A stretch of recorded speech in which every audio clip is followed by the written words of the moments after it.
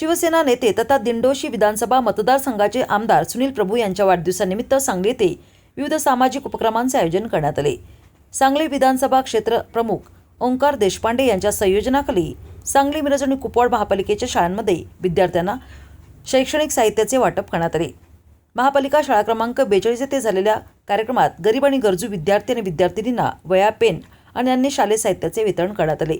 विद्यार्थ्यांना शिक्षणासाठी प्रोत्साहन देण्याच्या उद्देशाने हा उपक्रम राबवण्यात आल्याचे आयोजकांनी सांगितले। यावेळी शिवसेनेचे माजी शहर प्रमुख प्रसाद रिसवडे, उपजिल्हा संघटक संतोष पाटील, प्रशांत पवार, शाखा प्रमुख सागर धनवे, सामाजिक कार्यकर्ते सुनील तिवले यांच्यासह शाळेच्या प्रभारी मुख्याध्यापिका प्रबोधिनी पतंगे, सहाय्यक शिक्षिका श्वेता कोळी, कल्पना झरेकर, सहाय्यक शिक्षक गणपती उघडे, बालवाडी शिक्षिका वैशाली जाधव तसेच शिवसेना पदाधिकारी, शिवसैनिक, शिक्षक, शिक्षिका आणि शिक्षकेतर कर्मचारी उपस्थित होते।